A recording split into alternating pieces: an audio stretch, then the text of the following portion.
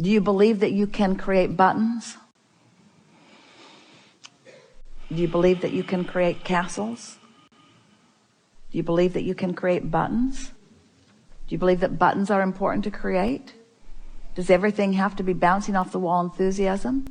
Is there power in satisfaction? Do you like molding the clay of your mind deliberately? Do you think that you need to think more or rest more?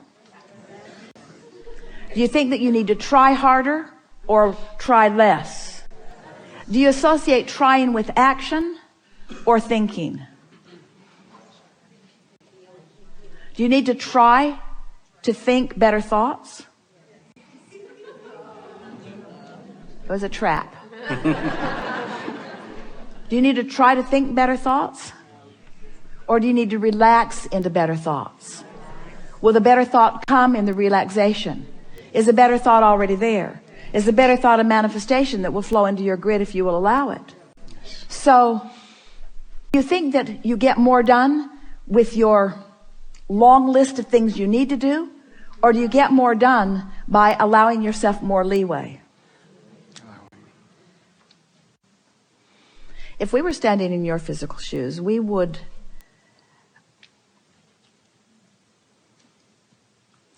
decide to be lazy. We're reaching for the perfect word. We would decide to be lazy for a little while. Because in your giving yourself permission to be lazy, you're giving yourself permission to allow your grid to fill in with everything that you've already chosen and put into your vortex. The word lazy has an unpleasant connotation, doesn't it?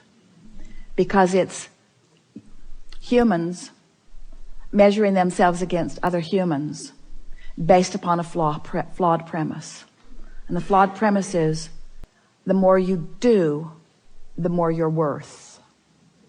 And that is the most flawed of all flawed premises. I'd like to give you the premise that is at the basis of your universe. The better you feel, the more you allow. You could not be more deserving. You came as deserving beings into this time-space reality with powerful and clear intent. You've been mixing it up with others and defining what's important, not only to you personally, but important to you on behalf of others. You've included in your vortex the well-being of many others. In some cases, mass consciousness. In some cases, a community. In some cases, a family. But you've included in your vortex a desire for the well-being of far more than your personal self. But it is necessary for you to tend to the well-being of your personal self in order to be a productive advocate for the well-being for anyone else. In other words, you cannot give, or you cannot extend, or you cannot punctuate, or you cannot accentuate, you cannot assist anything that you are not already feeling. Which means, if you are wanting in an altruistic way to be of advantage to everyone you know, you first have got to find a way to be of advantage to yourself. Which means you want to carve out more time to be nicer to yourself. More private time. More time under the bridge. More time where others are not telling you what to do. More time when you are satisfying your own personal intention for things. If we were standing in your physical shoes and someone were to ask you to do something, we would stop in the middle of the request and we would evaluate it completely. And we would say to them, I sincerely desire to accomplish this request that you are offering. And it is my expectation that I will be able to do that since I am in this relationship with you and you are requesting it of me, employer or mate or parent or child or whoever it is. It is my expectation that I will be able to accomplish this. I just have to insert one thing in the foreground of this request. I will accomplish it for you as long as I can first accomplish ease for myself in the process. Really want you to ponder that a little bit. Esther, on one of the earlier cruises, made sure that everyone received an easy button from Staples. Everyone got one. And Esther found a box of them in the attic the other day, and she spread them all around her house because she wants to amplify the ease of things, not the hardness. She wants to no longer justify the well-being that flows to her by pointing out how hard she's working in relationship to others. She wants to emphasize the well-being that's flowing to her by remembering the vibrational alignment that she is achieving.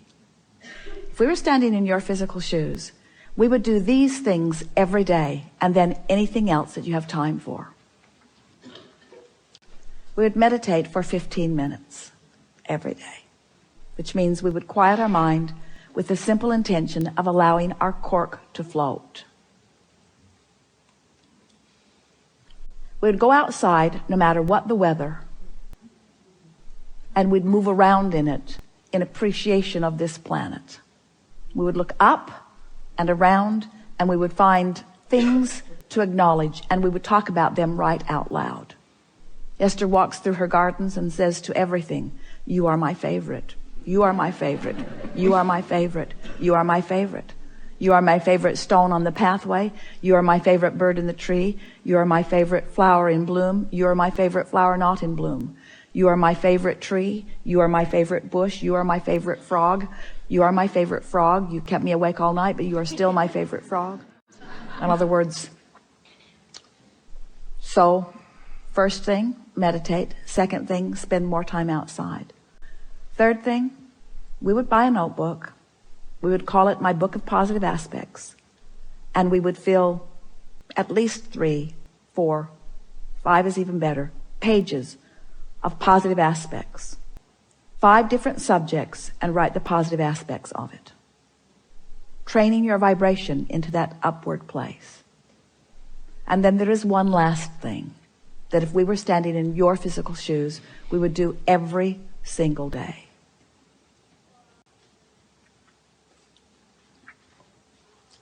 We would look upward and outward. It's best if you do it outside or standing at a window. And we would acknowledge that there are universal forces that are focused right at you. We would acknowledge by calling it by name, if you have a name that you like. And we would say, "I acknowledge that I am the object of your positive attention, and I'm appreciating your continual gaze on behalf of my well-being. And today, no matter where I am, no matter where I am going, no matter what I am doing, and no matter who I am doing it with, I will be in conscious awareness that you too are there with me, appreciating me, supporting me, assisting me, acknowledging me, inspiring me, guiding me, having fun with me, acknowledging me, supporting me, assisting me, inspiring me, helping me, guiding me, aware of me, loving me, showing me, inspiring me, guiding me, helping me, uplifting me, showing me." Get into an endless loop of that acknowledgement and watch what begins to happen in your life as soon as this day. Your vortex is filled to the brim with specific requests that you have put there and that you are deserving of the realization of. And it's time for those realizations to be flooding into your experience at a rate that will astonish those who surround you. It's time for you to remember what you've put there and to bring it forward active into your today experience.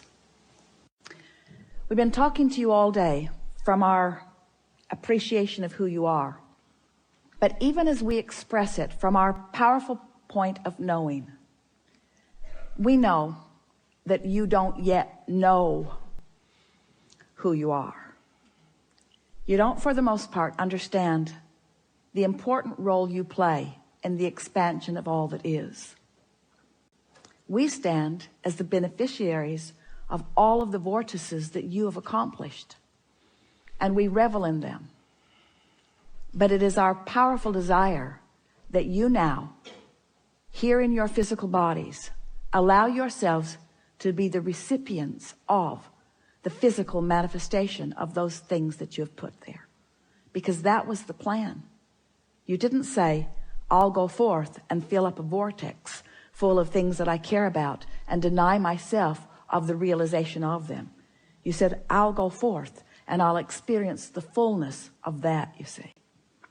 And so as we visit with you here today, it is our acknowledgement that in these hours that we've been together, because of the willingness of you to listen and play with us, and because of the willingness of those to ask the questions in the way that you have, it's our knowing that your vibration is shifted to a new place. And it is our expectation that your expectation has also shifted to a new place.